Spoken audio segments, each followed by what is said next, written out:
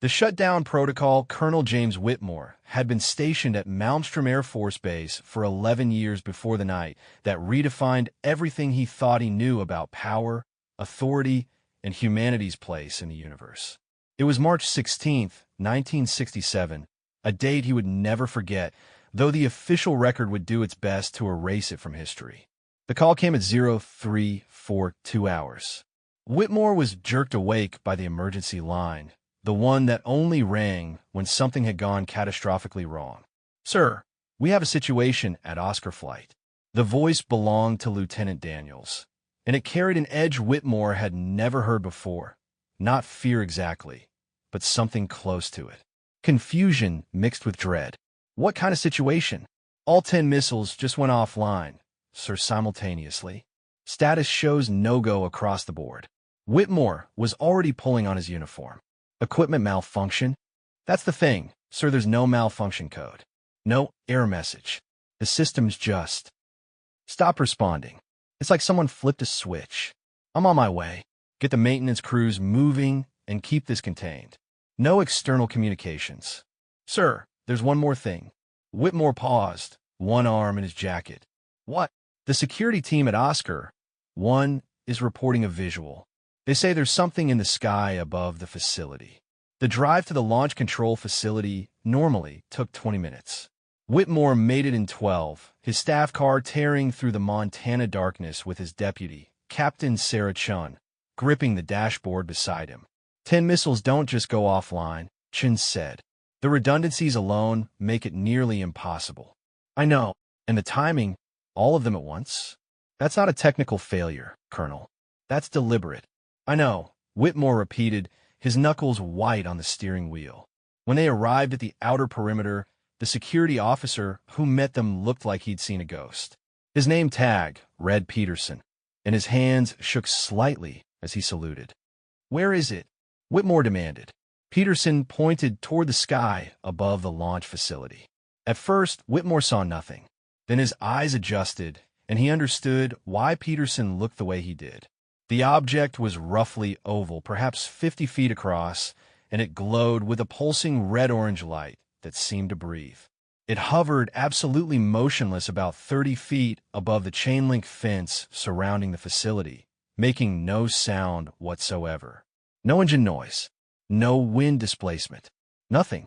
"How long has it been there?" Chun asked. "Appeared about 10 minutes before the missiles went offline," Peterson said. "We called it in, but before we could get authorization to respond, the systems crashed." "Have you attempted to make contact?" "No, ma'am. We're weapons hot, but—" He trailed off, looking uncomfortable. "But what, Sergeant?" "Permission to speak freely, Colonel." Peterson looked at Whitmore. "Every man out here has the same feeling. Our instincts are screaming at us not to fire. Not because we're afraid, but because somehow we just know, that it wouldn't matter if we did." Whitmore stared at the glowing object. As he watched, it descended slowly, coming to rest at ground level just outside the fence. The light it emitted didn't behave like normal light. It seemed to curve, to pool like liquid in the air. "I want a secure line to NORAD," Whitmore said. "And get me—" The object pulsed once, brighter, and every radio in the vicinity went dead with a sharp crackle of static. "Sir!" One of Peterson's men ran over. All communications just went down. Landlines, radio, everything. Chun pulled out her sidearm. "Colonel, I recommend we evacuate the area and—" "And what, Captain?" "Call for backup with our dead radios. Drive away and leave 10 nuclear missiles in an unknown state." "Then what do you suggest?" Whitmore watched the object for another moment. Then he made a decision that would haunt him for the rest of his life. "I'm going to approach it." "Sir, that's not a request, Captain. If this thing wanted to hurt us, it could have done so already. It disabled 10 nuclear missiles without causing any damage. That's not an act of aggression. It's a demonstration. Someone wants to talk." He walked toward the fence before Chun could argue further. Behind him, he heard her ordering the men to form a perimeter but hold fire unless he gave the command. The closer Whitmore got to the object, the more convinced he became that it wasn't a craft in the traditional sense. It was too smooth, too perfect. There were no seams, no panels, no windows. Just that strange, pulsing light that made his eyes water if he looked directly at it. He stopped 10 feet from the fence. The object hovered on the other side, close enough that he could have touched it if the barrier wasn't between them. "I'm Colonel James Whitmore, United States Air Force," he said, feeling ridiculous talking to a glowing sphere. "I'm the commanding officer of this installation. If you can understand me, I need to know your intentions." For a long moment, nothing happened. Then the light shifted, became more focused, and began to pulse in a pattern that felt almost like language.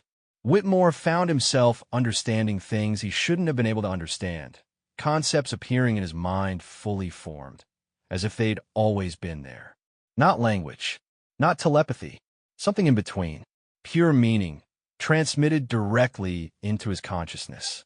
"We mean no harm." The thought wasn't his own, yet it was in his voice, in his language. Then why shut down our systems? To demonstrate, to make clear, to prevent mistake. Prevent what mistake? Your species stands at precipice. You hold weapons that could end all life on your world. You point these weapons at each other. You prepare to use them. This cannot be allowed.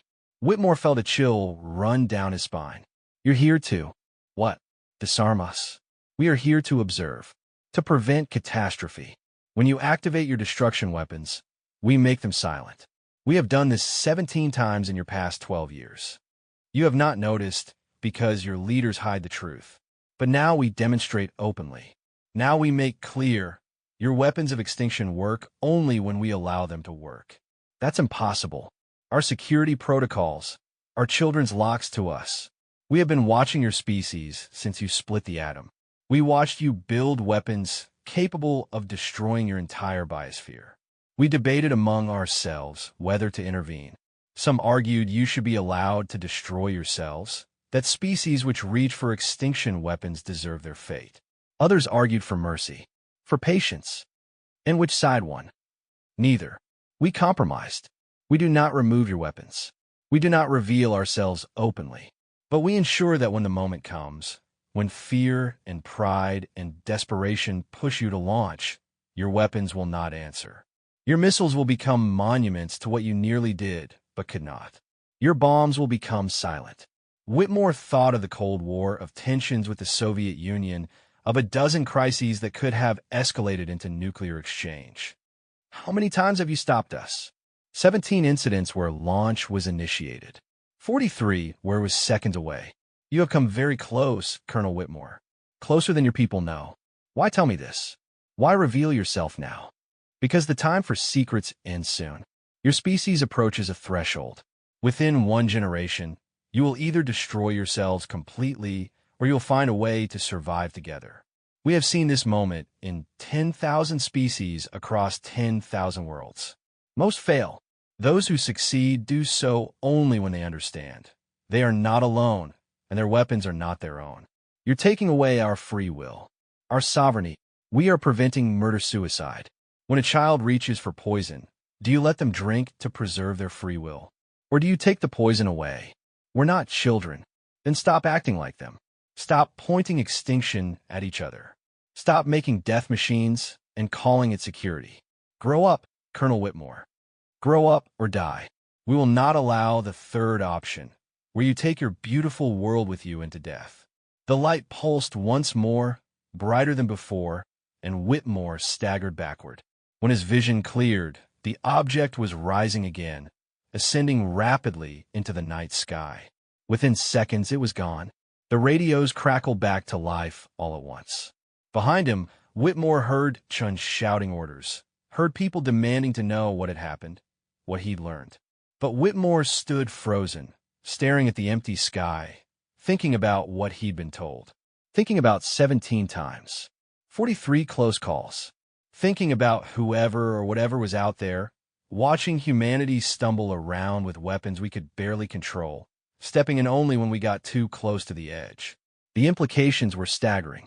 Every military doctrine, every strategic calculation, every theory of deterrence, all of it was built on a foundation that didn't exist. The weapons that were supposed to keep them safe were controlled by someone else. Something else. Sir, Shun was beside him. Colonel, are you all right? The missiles, Whitmore said quietly, Are they back online? Yes, sir. All systems restored to normal function approximately 30 seconds ago. No explanation for the malfunction. No damage to any components. It's like it never happened. But it did happen. Yes, sir. Whitmore turned to face her. Captain Shun, what I'm about to tell you is going to sound insane. But I need you to listen carefully because we have to make a decision about what to report. He told her everything. The communication, the claims about previous shutdowns, the threat or promise that humanity's nuclear weapons were under external control. When he finished, Chun was silent for a long moment. If we report this truthfully, she finally said, they'll either think we're insane or they'll panic. Military leadership, political command, everyone who's built a career on nuclear deterrence will have to confront the fact that it's all been theater. That someone else has been controlling the stage. I know. And if this gets out to the public, if people learn that we don't actually control our own weapons, the social implications alone would be catastrophic. Whitmore finished. Authority, trust in government, the entire global power structure, all of it collapses. So what do? Whitmore looked back at the sky. We file a report documenting a technical malfunction. Equipment failure, possibly due to electrical interference from unknown atmospheric phenomena. We recommend a full system review and upgrade of the redundancy protocols. We lie. We preserve stability while we figure out what the hell to do with this information. Because Chun, ask yourself, what's more dangerous? Knowing that someone is preventing nuclear war, or the chaos that would erupt if everyone knew our weapons were compromised? That's a hell of a choice, sir. They didn't give us an easy one. The official report filed by Colonel Whitmore 3 days later attributed the shutdown at Oscar Flight to electrical anomalies affecting the guidance systems. Maintenance crews worked overtime replacing components that had nothing wrong with them. Engineers scratched their heads over equipment that tested perfectly but had somehow simultaneously failed. The glowing object was mentioned in the initial incident report but was later attributed to ball lightning, a rare but documented phenomenon. The fact that ball lightning doesn't actually behave that way was a detail most people weren't equipped to catch. Whitmore was quietly reassigned 6 months later. Not a demotion, but a lateral move to a position with less access to active nuclear systems. Chun went with him, transferred to a strategic planning role where she could watch for patterns for other incidents that might match what they'd witnessed. Over the years, they found them. Reports from Soviet officers about similar shutdowns. British missiles that went offline during testing. Chinese facilities reporting unexplained malfunctions. Always the same pattern. Total shutdown, no damage, systems restored within minutes. And often, though not always, reports of unusual aerial phenomena. The incidents were buried, classified, explained away. But they kept happening. Whitmore retired in 1989, just as the Cold War was ending. At his farewell ceremony, a young officer asked him what he'd learned in his decades of service. Whitmore had thought about it carefully before answering. I learned that the weapons we think protect us might be the greatest threat we face. And I learned that sometimes the most important power isn't the ability to destroy, it's the wisdom to recognize when someone else is keeping you from destroying yourself. The officer had laughed, thinking it was philosophy. Whitmore had let him think that. Now, 30 years later, Colonel James Whitmore, retired, gray-haired, living in a small house in Montana, still looks up at the stars on clear nights. He thinks about that glowing object, about the consciousness that spoke directly into his mind, about the promise that humanity's worst weapons would be kept silent. He wonders if they're still watching. He wonders how many times they've intervened since that night in 1967, how many close calls the world never knew about because someone up there was willing to step in. And he wonders what will happen when humanity finally grows up or fails to. What will the Watchers do then? Will they leave us to face our own consequences? Or will they continue to protect us from ourselves indefinitely? An invisible safety net we don't even know exists? Sometimes Chin calls. They never talk about that night directly. Their phones might be monitored, and they're too old to be careless. But they speak in code, share articles about UAPs and unexplained phenomena, about nuclear safety protocols that seem oddly inconsistent with reported incidents. Do you think they're still there? Shun asked during their last call. I think they never left, Whitmore replied. I think they're waiting to see if we learn the lesson. And if we don't, then at least they kept us from taking the rest of the planet with us. That's something, isn't it? To know that even if we're too stupid to save ourselves, someone might be wise enough to save us anyway. Or they might be waiting for the right moment to do something worse. Maybe, Whitmore acknowledged. But I choose to believe that if they wanted to hurt us, they've had 70 years of opportunities. The fact that they've only ever stopped our weapons, never used them against us, that means something. Hope, maybe. Or maybe just the recognition that we're not as powerful as we think we are. That the real power isn't in the weapons we build, it's in whoever decides whether those weapons work. After he hung up, Whitmore walked outside into the Montana darkness. The stars were brilliant tonight, sharp and clear and infinite. Somewhere up there, he knew, someone was watching. Someone with the power to silence humanity's worst impulses with a flick of a switch. He'd spent decades thinking about whether they'd done the right thing by not revealing what they knew. Whether keeping the secret was an act of cowardice or responsibility. Whether humanity deserved to know that their fate was in someone else's hands. He still didn't have an answer, but he had a hope that maybe, just maybe, the Watchers would give them enough time to figure it out. To grow up before the babysitters got tired of waiting. Until then, the missiles would stand ready, pointing at each other across ideological divides, and their operators would never know that they were props in a play, that the trigger they thought they controlled was connected to nothing but hope and the mercy of beings who decided humanity was worth saving despite itself. Whitmore looked up at the stars and whispered a prayer to whatever was listening. Thank you for the silence. And please, give us just a little more time. The stars didn't answer, but somewhere in the darkness between worlds, perhaps something heard. Perhaps something agreed. Perhaps the Watchers nodded and reset their vigil for another day, another year, another close call they'd prevent before humanity stumbled into its final mistake. The missiles would stay silent when they needed to.